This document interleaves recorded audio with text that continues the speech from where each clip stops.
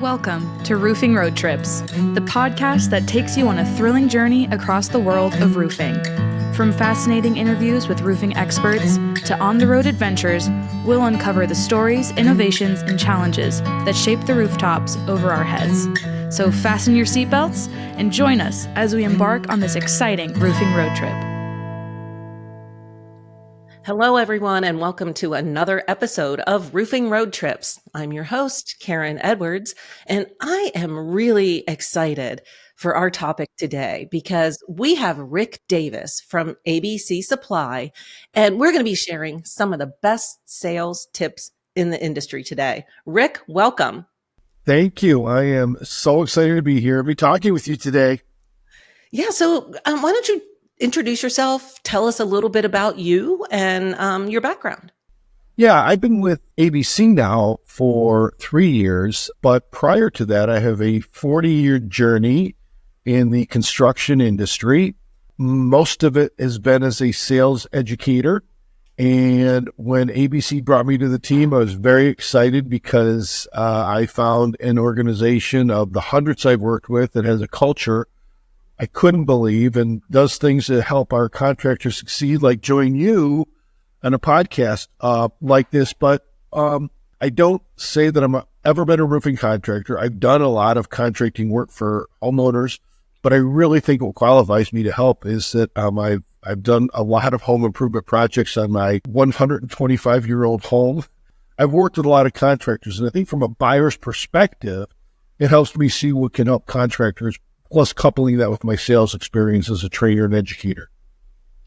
Well, very well said. At a 125-year-old home, I'm sure that needs a lot of projects, doesn't it? Won't do that again.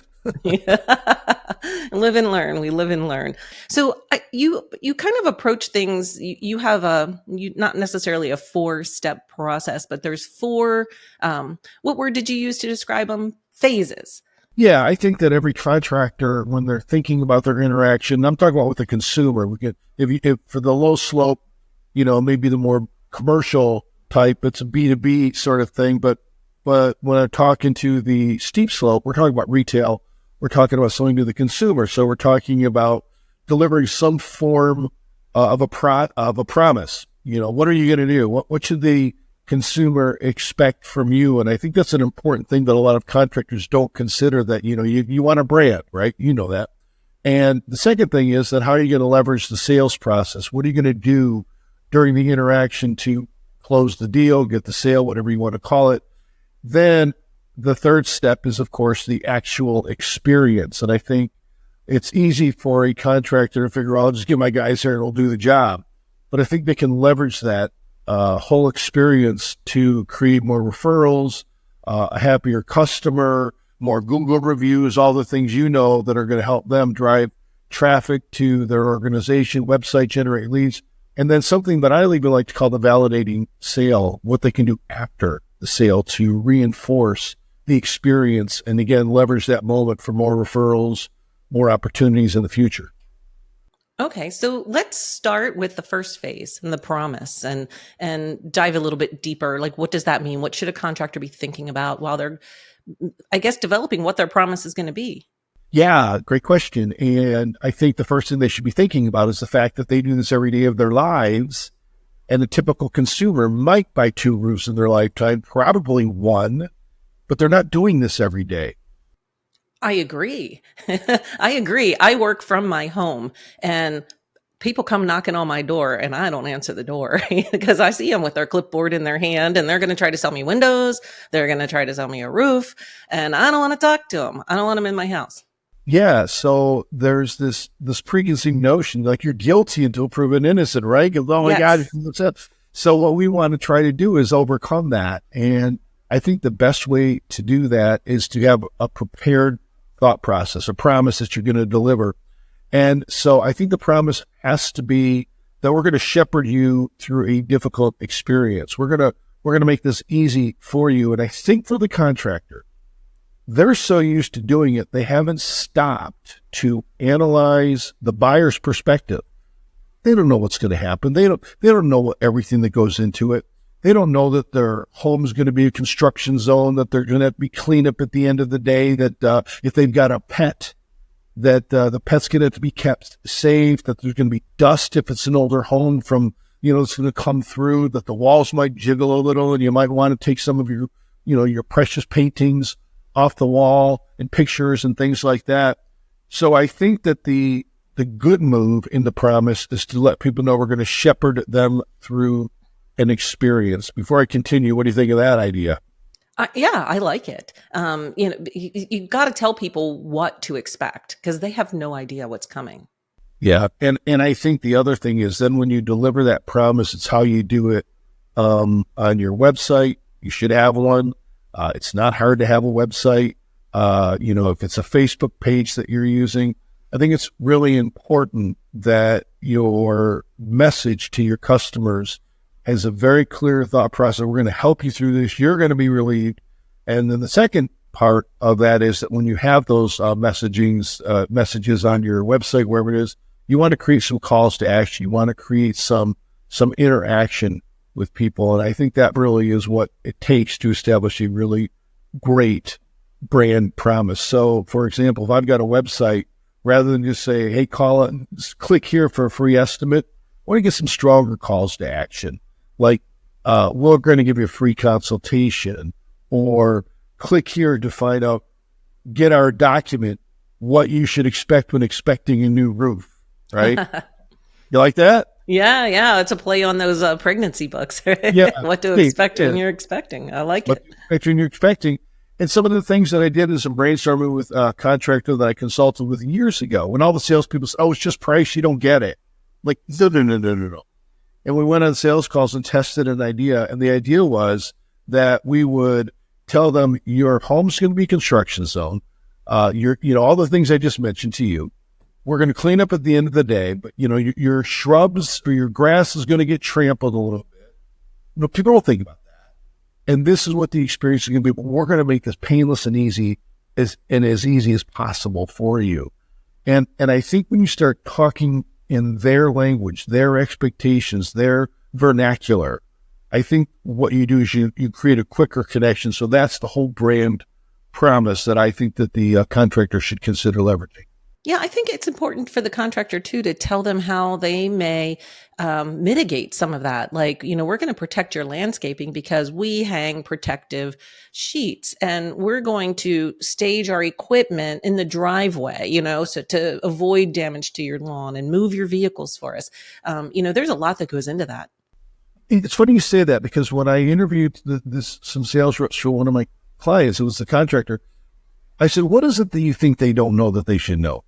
And one said, well, I don't think they expect a dumpster to show up. And one said, yeah, and we put ours on 2x6s because that way there's no risk of damage to the driveway. I said, I don't understand. He goes, well, if you don't use the right width, strength of wood, it could leave a dent in their driveway. I said, that's worth talking about.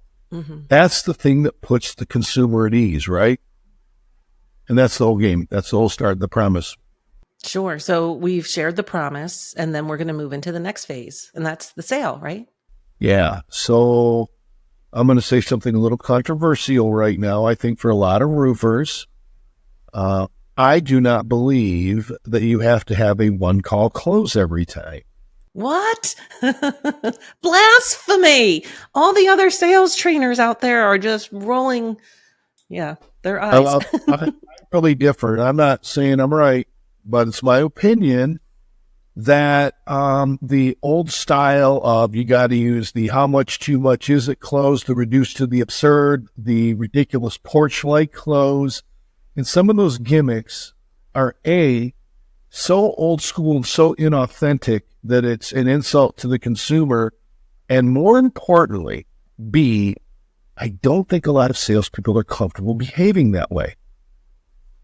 Yeah, that's a good point. We're asking them to do something that's really high pressure and inauthentic and not connecting to the buyer. So one client that is a big customer of ours at ABC Supply asked us to do a program. I was the speaker for it.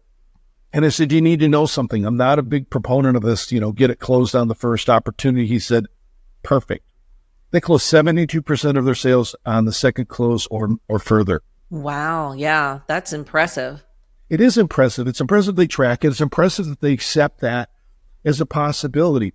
I'm not opposed to the one call close, but you've got to leave yourself open for the next. So the sale itself, in my opinion, is to be how do you establish that connection? What are you doing to make sure that you're building the right rapport? Don't always assume you should get into the small talk about family and all the other stuff, because not everybody wants that. Mm-hmm. Get into the business of it. Get into what they're looking for. And I think there's some key questions that every contractor should ask. They should be wondering, why now? I think it's a perfect question to open things up. What's going on? What changed in your life that's causing you to have this conversation with me today? Is it a leak? Are they doing something? Is it a major renovation? Are they going to be doing more on the house? What's the motivation behind it? What's the timing? When does this have to be done? As a side note, Karen, I think that we teach our salespeople that in order to be able to build strength in your pricing structure and all that, you have to create abundance. You either have to have a lot of customers so you're not afraid to walk away from a bad negotiation, or you have to have lots of prospects. I think a lot of contractors maybe listening to this podcast don't realize that the top contractors have a backlog of business waiting. And when you have a backlog of customers waiting for work, you don't feel so pressured to lower your price. You don't feel so out of control and so victimized by somebody saying you came in way too high or something like that. Yeah. So I think that that's an important thing for all of our listeners to consider. But then really when I go through that sales process, I think you should have some questions prepared. Why now? What's going on? Maybe they can wait 3 months. Maybe they're not thinking about doing it right away. Get that information. What's the goal of this? Some people are doing it because they have a house. Other people have a home. For some people, it's just a shelter. For other people, it's a bragging piece. It's a statement of their lifestyle. And I think you need to start discovering those sorts of things. Here's a great question I think they should ask all consumers. What is your experience dealing with home improvement? Because there are some people that have never done it, and there's some people that are pretty experienced like myself. The reason you ask is to get back to the other thing we're going to talk about. So, great, let's talk about what you should expect when you're expecting a new roof. Mm-hmm. I had a document I would teach people to slide to them. We laminated it. It would include things like your house is going to be construction zone. We're going to be starting the work at approximately 9 o'clock. You should always, and by the way, the next one everybody knows. Most people know this. If you don't mind, I'm going to just let your neighbors know who's going to be here, that we're going to be here, and shake their hands so if they have any questions or somebody, I'm going to let them know that if they've got a pet, and if I'll put this in my proposal, Fluffy, Fluffy the pit bull. You like that, Fluffy? If Fluffy the pit bull, we need to make sure Fluffy is safe, and you're going to have to account for that. And by the time you're done, you've put them at ease about the sales process. Then you start discussing what you're going to do. I think it's incumbent upon the roofing contractor to teach people that it's a system, mm-hmm. not just a roof. And again, I think a lot of people hearing this say, duh, we all know that. Well, you know that now, but I'm starting at 101, Right. I think that's really important. So I think a big part of the sale for me should be education. I think when people feel educated, they feel aware, they feel safe. And I think that's a big part of it. I think that the salesperson should remove their preconceived notions. Because I had a lot of, no, they're shopping, it's the best. They've got all these contractors showing up. I don't know what your experience is. I'm going to say this as a sentence in the form of a question. I want you to comment on this. I think we're so happy when we get somebody to show up that says they're going to show up, but for to do something at our own these days, we're just thrilled they even showed up. What do you think? I agree. I've been on, there's a website, it's called Nextdoor, and it's kind of like a social, but it's for neighborhoods. We have that in my neighborhood too. Yeah. Yeah. And one of the biggest things that people are looking for are contractors. And one of the things that people are complaining about is, I called him, he didn't show up. He's supposed to show up 3 times. Oh, he told me somebody was in the hospital, so it is a big frustration. And people are happy when you say you're going to be there and you actually are there. That scores a lot of points. When I did an exterior renovation in my home, I was in a new roof, new siding, 5-color Victorian, the whole 9 yards, the whole shebang, right? One guy showed up and gave me a price on the spot, just wanted to do the roof, not the rest of it. One guy I never heard from who said he was, I'll call you back. One guy who I actually knew from a past life as a customer of mine never showed up. He called, his assistant called a half an hour after he was supposed to be there to reschedule. I rescheduled. He didn't still show up. And the guy that showed up got my business. He was, he came by 3 times, took 3 times to help us get everything right. And we, just show up. If you just show up on the sale, your chances for sales success will go up exponentially. I think you can close on the opening meeting, but you got to leave yourself a be back reason.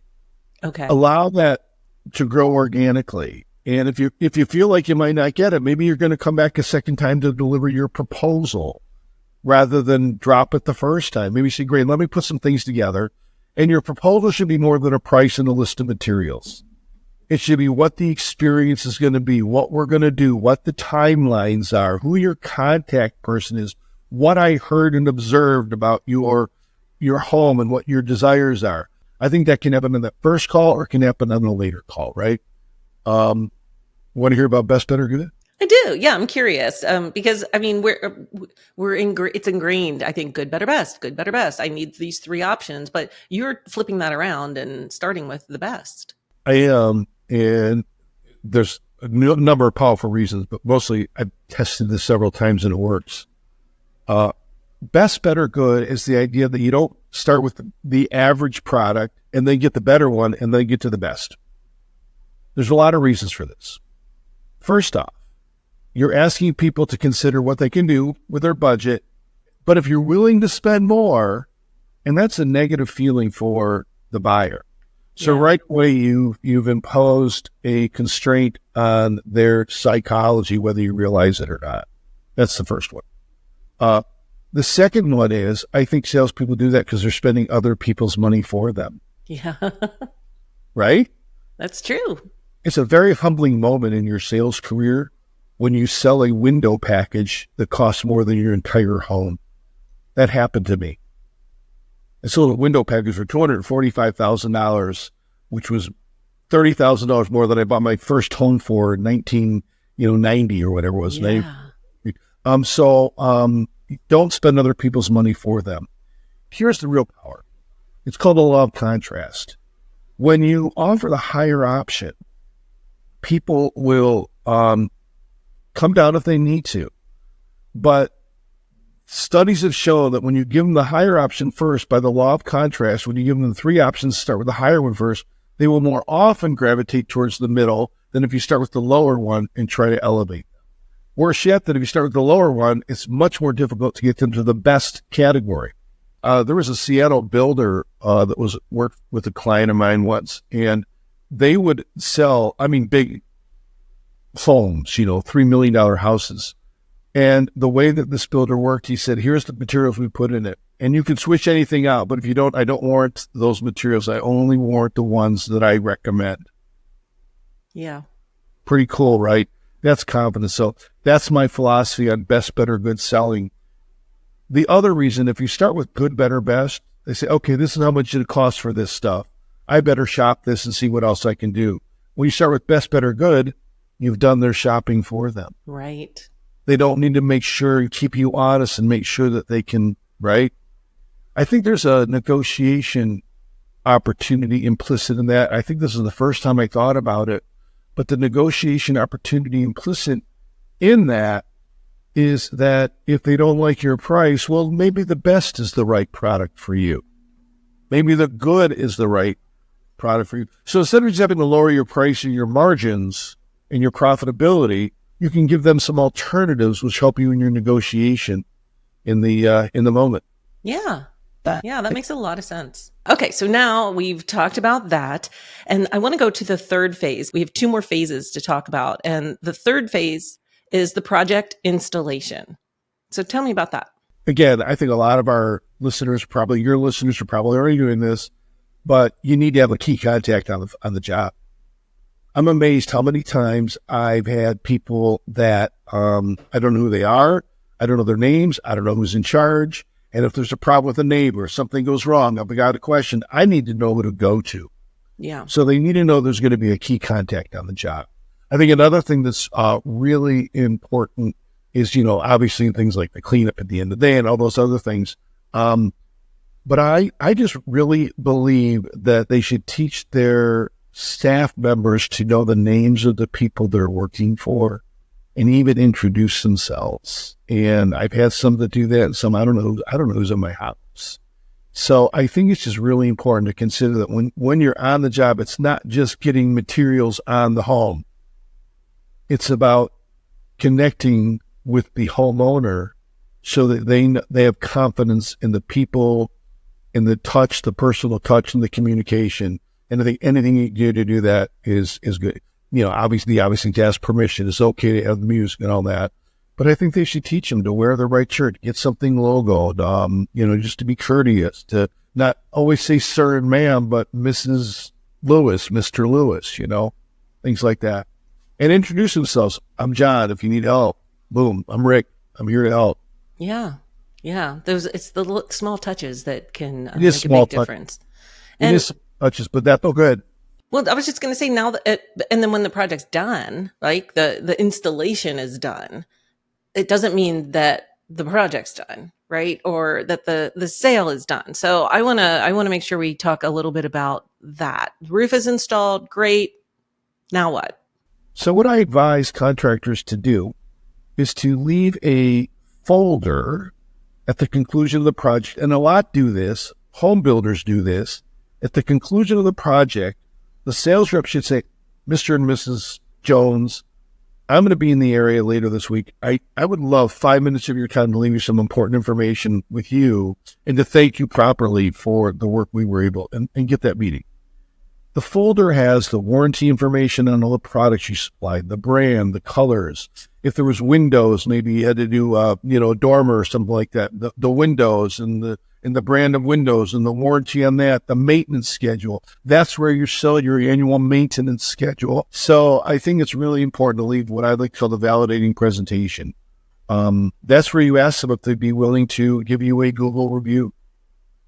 For the contractors that don't know this, that's what drives traffic to your website. That's what moves you up above what we call above the fold in the parlance of, internet searches, right? Where you go to the map on Google. So the way to get on that map is to get reviews. Ask them for the Google review.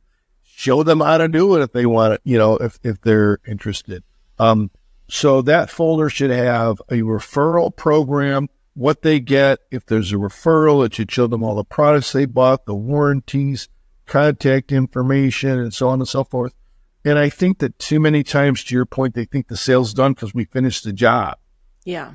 I think that if they want to get repeat business referrals, it's vital that after the job, they establish that contact point with the information so people have it. So here, I put a folder together for you. Notice at the top here, it says, 2024 roofing and siding project, and they hand it to them and say, you can keep this in your files. You've done their work because people don't do that. No. I have a paint folder that for every color and finish, I have it in my house because if I have to repaint something, I've got it.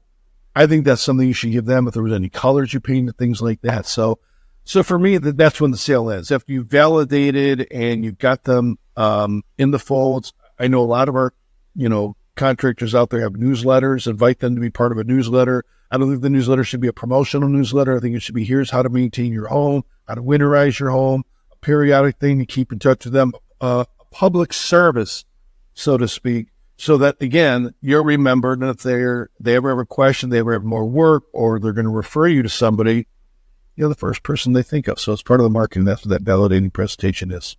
Yeah. Yeah. Wow. So you have shared a lot of great information today and things that are actionable, things that people can start doing immediately. So hopefully our listeners out there are noting these nuggets of information and try it in your next sale. We'd love to hear how it's working for you.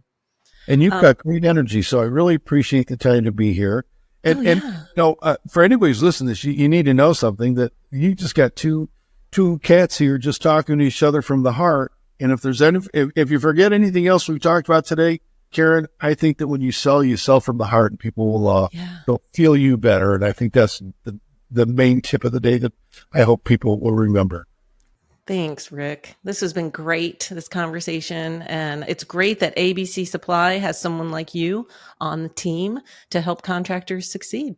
The privilege is mine because it's the best company I've ever worked for in my life. And we were founded on the idea that you treat the roofer with respect because the founders were roofers. And that is our number one job.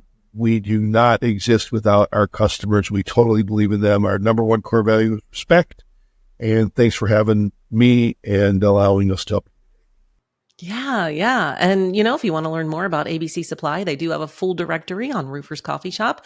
And of course, you can visit their website. And there is a branch near you. I guarantee it, because there's a lot of locations across the country. So stop in and say hi. Again, thank you, Rick. Thank you, everyone out there, for listening. It's been great. We hope that you follow us on social media and listen to other episodes of Roofing Road Trips. We are on wherever you like to listen to your podcasts. We're there. So thanks, and we'll see you on a future episode of Roofing Road Trips.